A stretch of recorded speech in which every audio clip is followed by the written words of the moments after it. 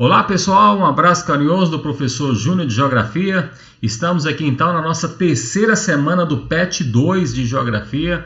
Hoje nós vamos conversar um pouquinho sobre a Bacia Hidrográfica Brasileira. Tema muito importante, provavelmente irá ter participação na sua prova do país no final do ano, tá? É um tema riquíssimo.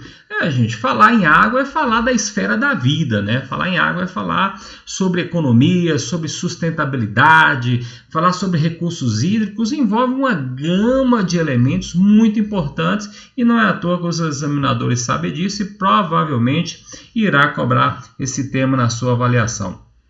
Quero ressaltar com vocês, galera, tem que participar do chat, viu? Quem não tem um app, Conexão Escola, por gentileza, baixe e participe do chat. É importante, tá? O meio de canal oficial que nós temos é o chat. E lá, toda semana, eu tenho deixado 2 temas centrais para que vocês possam estar comentando sobre esses temas que eu também estarei analisando juntamente com vocês. Bacana? Então, vai lá, baixe o app Conexão Escola para que a gente possa estar desenvolvendo a nossa participação no chat, ok? Bom, então vamos lá. Bacia hidrográfica. Gente, bacia hidrográfica é uma área drenada por um rio principal que recebe carga de água dos seus afluentes e subafluentes. Nós temos até uma imagem aqui na lateral do vídeo, do visual, mostrando para vocês um sistema de uma bacia hidrográfica, tá? Fatores que vão influenciar nessa bacia hidrográfica: a topografia, que é o relevo da unidade na qual o objeto de estudo que nós estamos estudando, que vai ser responsável pela drenagem desta água ou pela distribuição dessa água para a gente.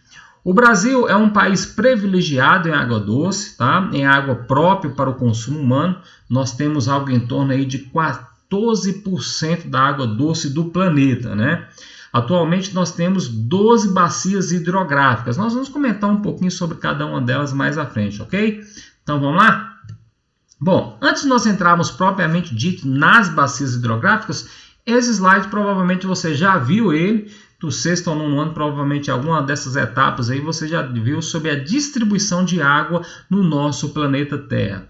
Então nós vamos ter aí 97,5% da nossa água, ela é imprópria para o consumo humano, ou seja, ela é uma água salgada, uma água que nós não devemos e não conseguimos consumi-la diretamente, né? É claro que o homem já desenvolveu algumas tecnologias para fazer a dessalinização dessa água e torná-la própria para o consumo humano, mas no momento ela ainda isso é feito ainda em pequena escala, ok?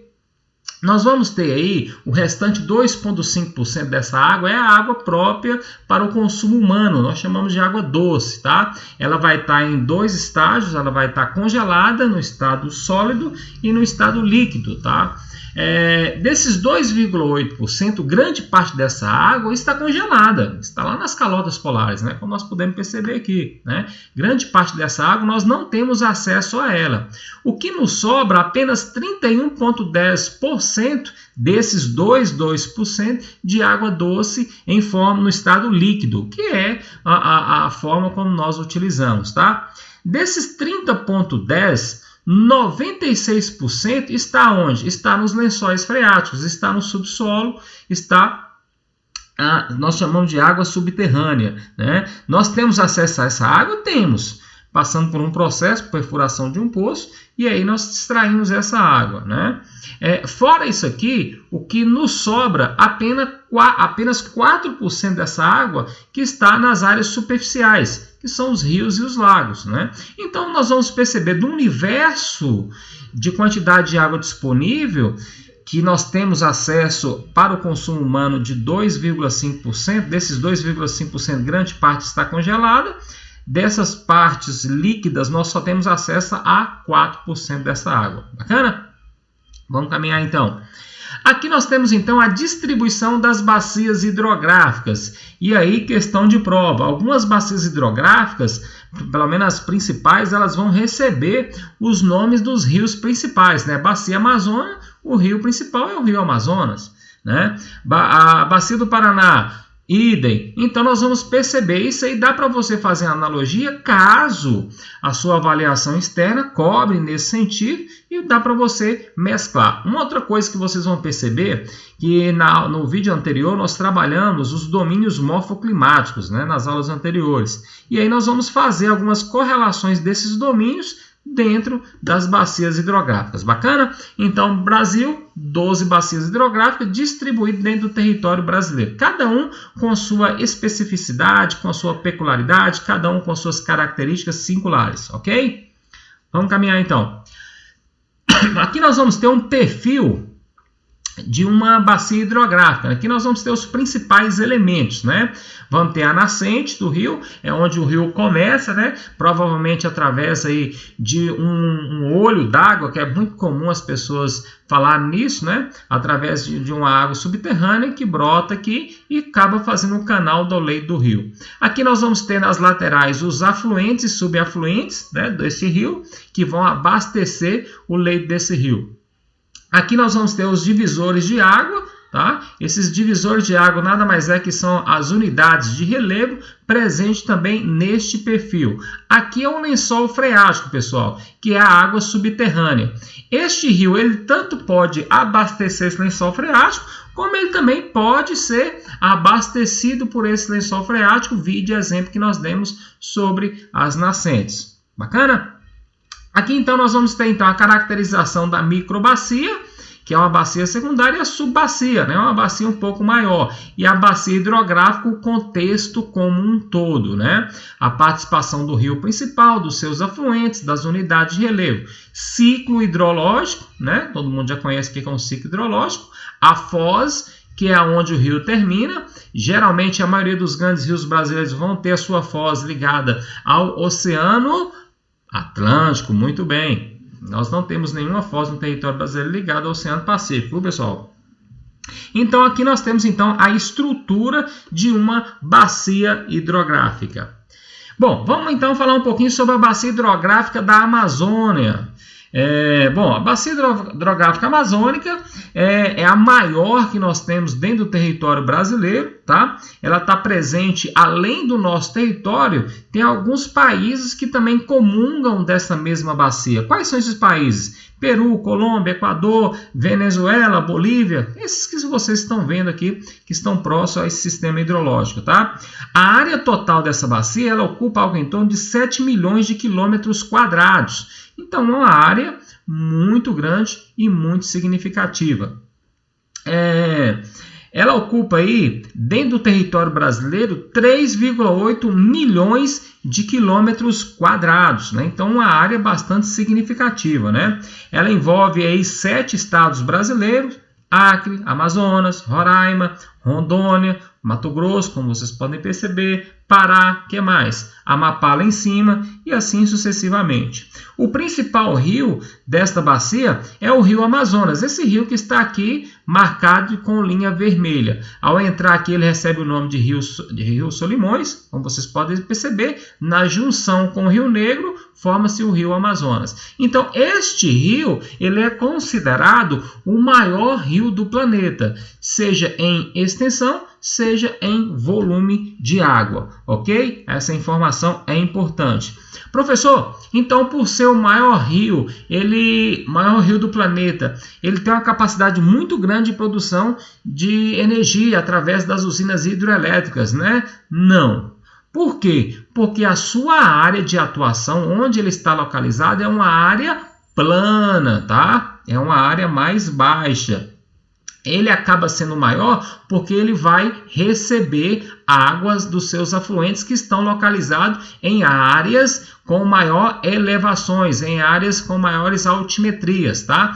Então, os afluentes, perfeito, eles são potenciais para a produção de eletricidade através das usinas hidrelétricas. Os afluentes, não se esqueça disso, tá? Agora, como a gente pode perceber aqui, ó, alguns rios aqui são em áreas, né?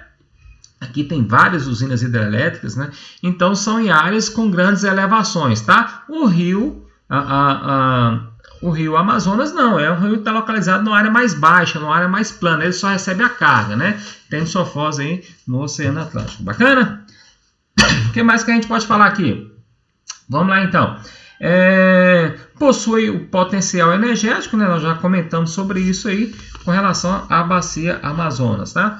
Vale a pena a gente ressaltar que ele é muito importante para as comunidades ribeirinhas. O que são comunidades ribeirinhas? São as cidades que estão aqui, ó, próximo ao leito do rio. E ele é muito utilizado também, pessoal, para fazer a navegação, tá? A hidrovia do rio Amazonas é uma das melhores que nós temos dentro do nosso território. Por que, professor, ela é subutilizada, né, em escala nacional? Porque aqui nós não temos um polo industrial instalado, né? Aqui não faz parte, vamos dizer assim, a base econômica industrial brasileira não está aqui, né?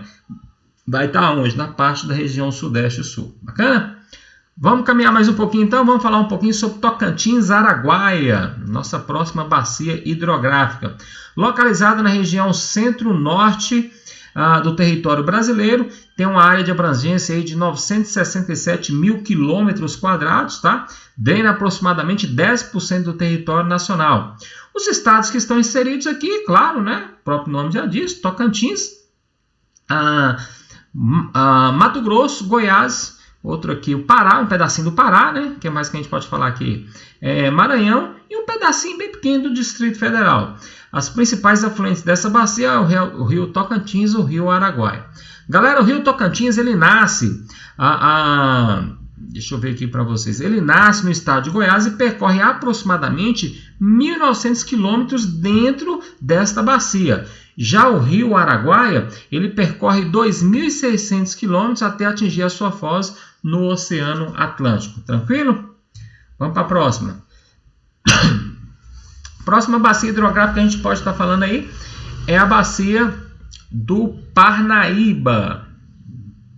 Tranquilo? A imagem está bem melhor, né? Bom, essa é a segunda maior bacia do Nordeste brasileiro, tá? Essa bacia ela vai ter o seu rio principal, o rio Parnaíba. Ele possui cerca de 1.400 quilômetros de extensão, tá? Formada por um agrupamento de recursos hídricos que vão banhar toda essa região aí, tá? O que nós podemos falar? Então, ele vai receber influência aí dos rios, ou melhor, influência desses recursos hídricos, né? Do estado do Piauí, Maranhão e Ceará, tá? Totalizando uma área aí de 344 mil quilômetros quadrados, ok? O que mais nós podemos falar? O principal rio tem a sua nascente, né? Na Chapada das Mangabeiras, localizada aí no estado do Maranhão, Piauí e Tocantins. Percorre aproximadamente, nós já mencionamos, 1.400 quilômetros até desembocar, até atingir a sua foz no Oceano Atlântico. Próxima que nós vamos estar mencionando aqui é a bacia do Nordeste Oriental, que está localizada na parte leste, né? Tá, vamos lá então, localizada aí no Nordeste brasileiro, está presente nos estados do Ceará, Rio Grande do Norte, Pernambuco, Alagoas e Piauí. Atinge aproximadamente 739 municípios, tá? Lembrando que tem as principais capitais da região Nordeste presente nessa bacia, né? Fortaleza, João Pessoa, Natal, Recife, Maceió também. Possui aí cerca de 287 mil quilômetros quadrados da área de abrangência, o que representa dentro do território nacional algo em torno aí de 3,4% do território brasileiro, tá? É uma bacia totalmente brasileira, mas porém com uma baixa capacidade hídrica, tá? A vegetação composta ou os domínios morfoclimáticos que estão inseridos nessa bacia hidrográfica, vamos falar aqui a Caatinga, a Mata Atlântica, os cerrados, os manguezais, que são as faixas de transição. Bacana? Vamos para a próxima então. Próxima bacia hidrográfica que a gente vai estar mencionando é a bacia hidrográfica do Rio São Francisco, Velho Chico. Maravilhoso Velho Chico, Rio São Francisco, tão importante, né, para a nossa região. Bom, pessoal, uma coisa interessante que eu vou falar para vocês aqui é o seguinte, né? O Rio São Francisco, ele grande parte do Rio São Francisco ele está localizado na região nordeste do território brasileiro, 62,5%. Aí eu vou abrir um adendo aqui da nossa matéria com relação a uma instituição financeira que não tem nada a ver diretamente com a nossa matéria. Mas vocês já se perguntaram por que Janaúba tem uma instituição financeira do Banco do Nordeste? Já fizeram essa pergunta? É interessante fazer isso porque é uma instituição financeira criada com um fundo constitucional para atender a região especificamente do Nordeste, principalmente as regiões mais pobres do Nordeste, para fomentar o desenvolvimento, né? E porque algumas cidades da região Sudeste receberam as agências do Banco do Nordeste. Aí sim agora tem uma ligação. Essas cidades elas estão inseridas no polígono da seca, né? Algumas controvérsias sobre isso. Vamos pegar um exemplo. A cidade de Pirapora tem uma agência do Banco do Nordeste. Mas a cidade de Pirapora é uma cidade ribeirinha. Ela é margeada pelo Rio São Francisco. Então, como é que uma cidade que está do lado do Rio São Francisco é o polígono da seca? Será que é por causa do índice pluviométrico? Não sei, mas vale a pena o raciocínio.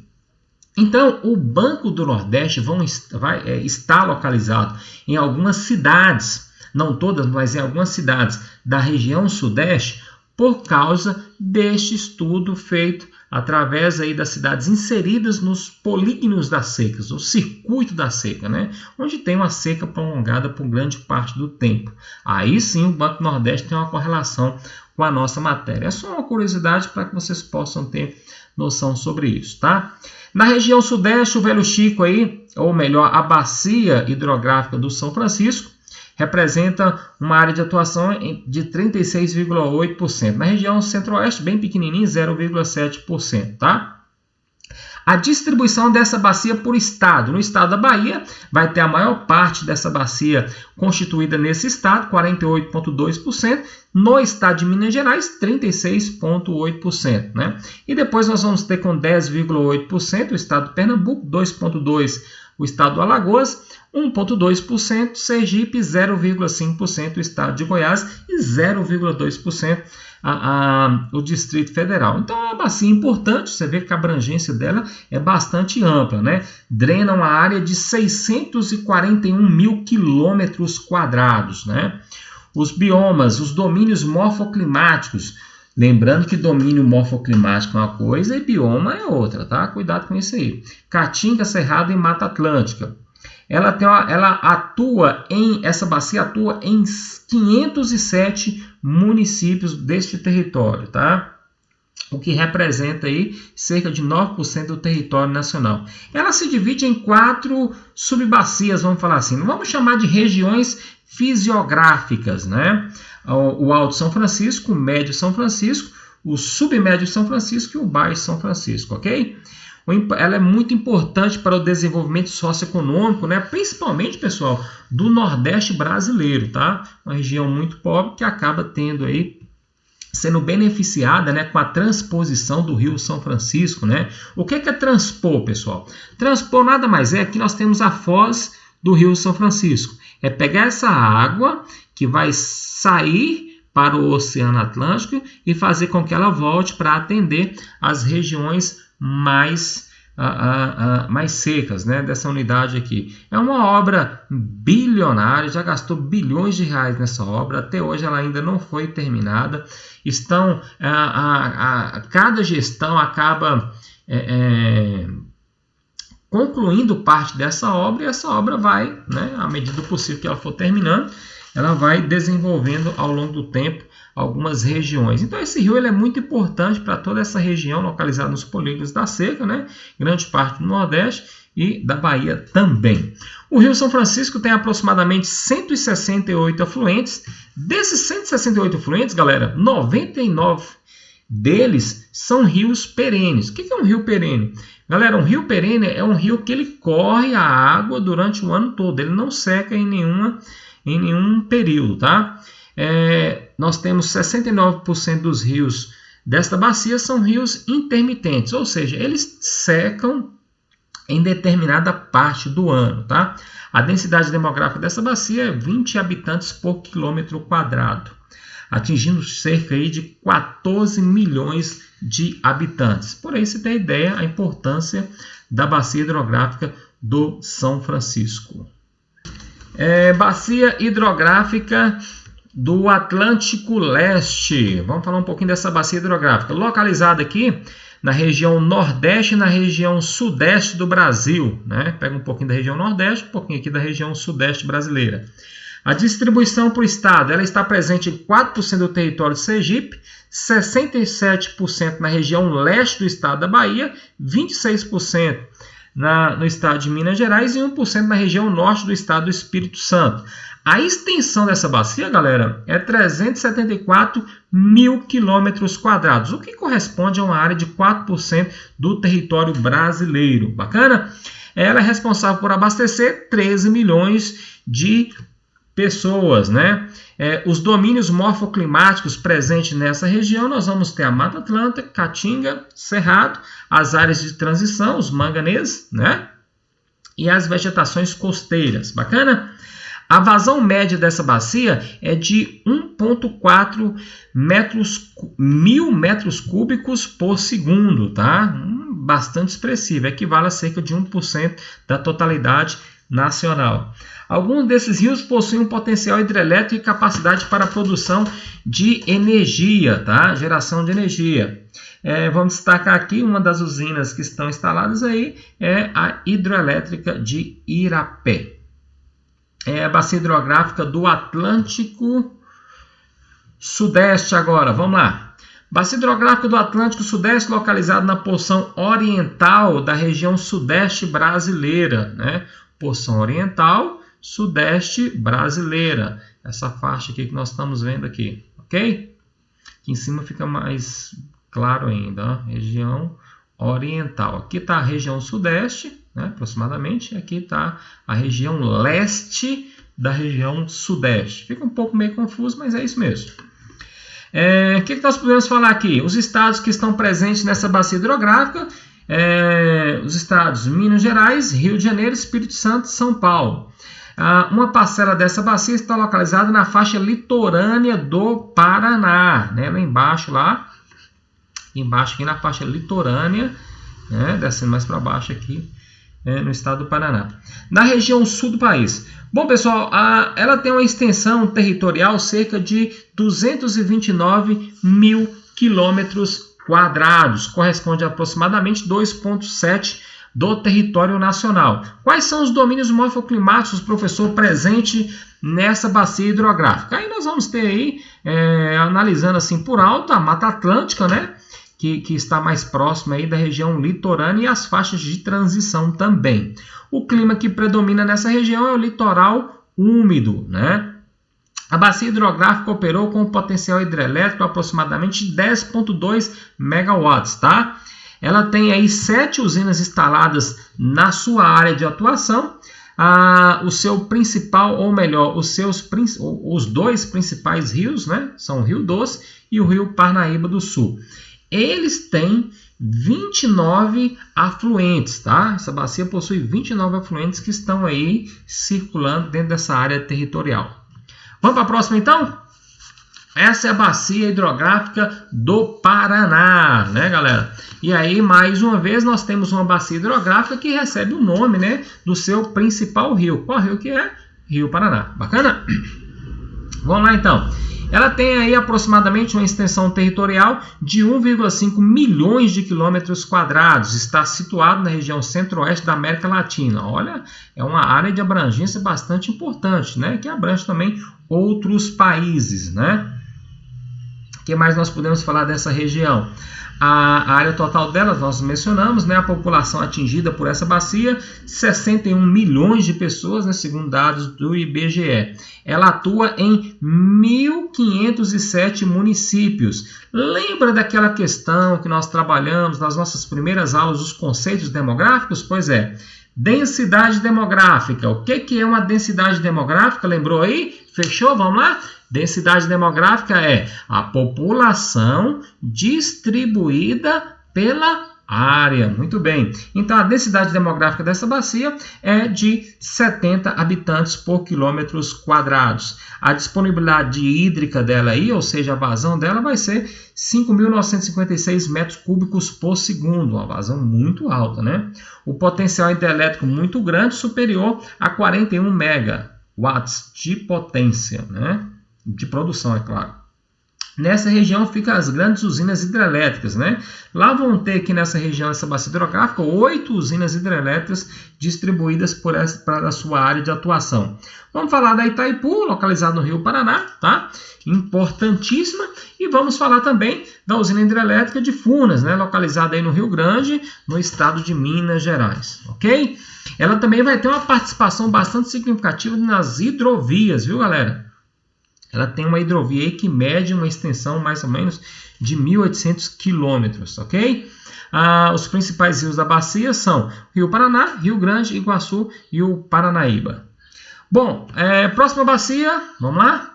Bacia do Paraguai. Opa, a bacia do Paraguai, vamos lá então.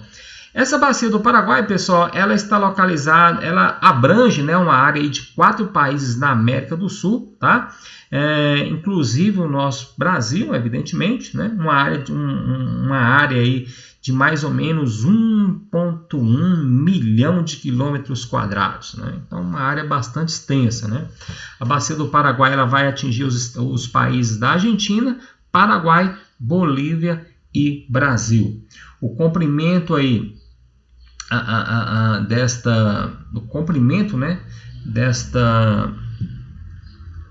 o comprimento dessa bacia é bastante extensa, né, devido aí à gama de países que ela acaba abrangendo. A vazão média é de aproximadamente 360 mil litros cúbicos por segundo.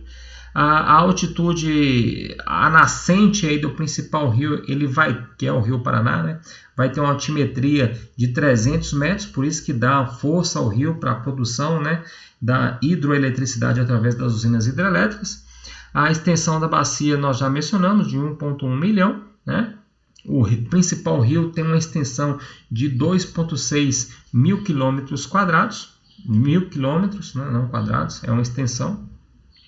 A hidrovia Paraguai-Paraná se tornou uma das principais rotas de transporte fluvial da América do Sul, tá? Muito utilizada. As principais hidrovias dentro dessa bacia é a hidrovia da Madeira, hidrovia Paraguai-Paraná, hidrovia Tietê-Paraná, hidrovia Tocantins-Araguaia. Tem mais duas também secundárias, hidrovia do São Francisco e a hidrovia Solimões-Amazonas. Bacana? Próxima bacia hidrográfica, vamos falar um pouquinho da bacia hidrográfica do Uruguai. Possui extensão territorial de 385 mil quilômetros quadrados, tá, pessoal? É uma extensão bastante significativa, 2% da área da bacia do Uruguai está no território brasileiro, que corresponde a mais ou menos 180 mil quilômetros quadrados. O principal rio dessa bacia é o Rio Uruguai, que dá o nome à bacia, tá? Então, essa analogia que é interessante vocês gravarem para uma futura questão de prova mais à frente. Os rios que formam essas bacias são Rio Uruguai, Rio Negro, Rio Chapecó, Rio Passo Fundo, dentre outros, tá? E Rio Peixe, Rio Várzea, enfim, né? Alguns outros aí, estamos citando mais ou menos os principais. A nascente do Rio Uruguai fica na Serra Geral, né? Próxima à costa do Oceano Atlântico, né? Ou seja, lá próximo das Cordilheiras dos Andes. Dos seus 1.700 quilômetros de extensão, que é do rio principal dessa bacia. A maior parte dele, 1.000 quilômetros, fica em terras brasileiras. Então, a maior parte do Rio Uruguai está localizada onde? Nas terras brasileiras, né? Sua foz vai ser no Oceano Atlântico. A altitude aí da nascente do rio está localizada a 440 metros. Né? Os principais afluentes são Rio Negro, Rio Canoas, Pelotas, Guarim, Rio Peixe, né? Dentre outros aí. Os países pelo qual o rio passa: Brasil, Uruguai e Argentina. Vazão média de 4,5 metros cúbicos por segundo. Uma vazão bastante significativa, né? Galera, então vamos lá caminhar então. Essa é a bacia do Atlântico Sul, né? Vamos falar um pouquinho sobre ela. Aproximadamente aí, 186 mil quilômetros quadrados, né? Abrange 2,2% do território brasileiro, ela é 100% brasileira, tá? Ou seja, ela não tem participação de nenhum outro país em questão de área de atuação. Atinge os estados sul do país, né? Principalmente os estados que estão localizados aqui, como vocês podem perceber aqui, na parte oriental, ou seja, na parte leste, né? 76% localizado aí nesta área. Então nós vamos ter então a distribuição dos estados aí de Santa Catarina e Pará, tá? Santa Catarina representando 76,4% de atuação dentro dessa bacia e o estado do Paraná, com a 3,1%. Essa bacia ela engloba cerca de 451 municípios brasileiros. O clima que vai predominar nela, então, vai ser, claro, clima chuvoso, né? Principalmente clima típico aí dessa região, que é o clima tropical. A temperatura média fica em torno de 18 a 22 graus. Galera, se você gosta do frio, é nessa região que você deve morar, viu? Faz um frio tremendo, né?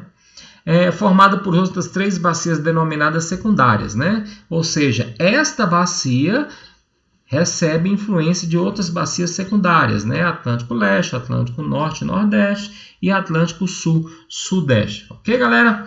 Então aí nós passamos, né, sobre as 12 bacias hidrográficas dentro do território brasileiro. Bom, aí você está vendo a imagem da nossa barragem Bico da Pedra, né? Ela é gerenciada, ou ela foi construída, ela foi construída pela Codevasf, né? Companhia Federal, autarquia federal. E é claro que essa imagem está um pouco defasada, né? Claro que nossa barragem ela não está com esse potencial hídrico no momento, tá? Nós colocamos aqui para você ter ideia, a nossa maior fonte de captação de água vem dessa barragem, né? Por isso que nós temos que preservá-la com unhas e dentes. Bom, aqui nós temos a empresa que é responsável pela captação, tratamento e gerenciamento dos recursos hídricos, né, do nosso estado. Professor, ela trata só a água? Não, ela também trata a questão do esgoto. Ela gerencia a questão da rede de esgoto em cada cidade, em cada área de atuação dela, ok? Ela é uma empresa de economia mista, ou seja, ela tem uma participação de capital privado, né? Pessoas que enfiaram a mão no bolso, injetam dinheiro na empresa para ter um retorno a longo prazo, né? Não é à toa que ela tem ações cotadas na Bolsa de Valores. Mas é uma empresa do Estado. O Estado está doido para achar um comprador para ela. Esse processo nós chamamos de privatização. Ele tem o intuito de privatizar a Copasa para tirar, né, qualquer responsabilidade do Estado, né, nesse setor e vendê-la, essa empresa, ou para um grupo ou para um investidor, e esse investidor vai explorar esse recurso, né?